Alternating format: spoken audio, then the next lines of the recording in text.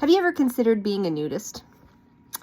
I was the kid who couldn't keep clothes on. I went to all the clothing optional beaches in university and probably have been to every big resort, certainly in North America, where you can take your clothes off. Because I hate wet, sandy bathing suits. They are the bane of my existence. I'd rather be naked than in a yucky bathing suit. Anyway, Easter weekend, April 5th, 6th to 10th, we're going to be in Florida. This is the Duckling group, okay? So we're going to go to 4 clothing optional places.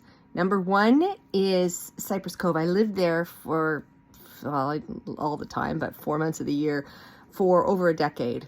And it's great. It's got the most amazing lake, and there's alligators, and you can paddle boat with the alligators, and there's a beach, and there's pools, and you can play volleyball.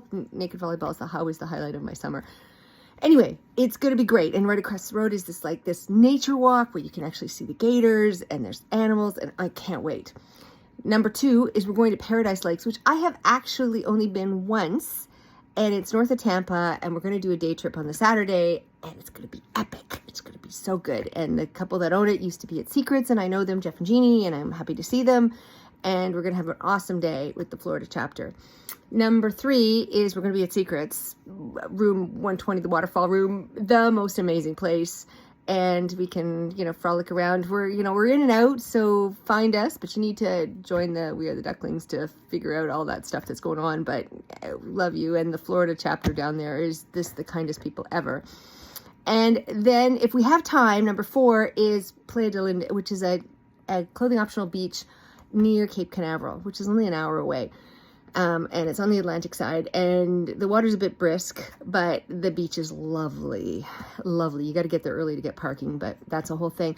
So if you've never considered frolicking naked, here's why.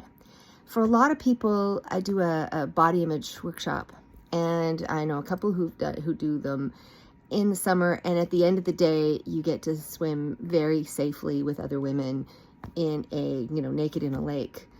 And I think it does more for people's body image because it's, like any kind of thing in therapy, sometimes I believe it's ready, fire, aim.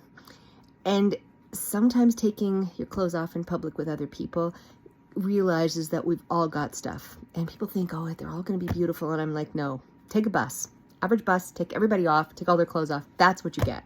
You get, a whole group of people, the good, the bad, and the holy shit, you should be manscaping. Kind of reaction. But you look, it's interesting, you get on with your day.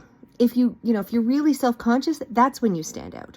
Or if they have something called a Cottontail, which means that you are, where your bathing suit is, you're, see it from space white, which I am all over because, I'm doing all this stuff. When I get these little hairs in your face, I'm a natural blonde, so you can't see them, but I can feel them. And there's just these tiny little hairs post-menopause. It's just crazy.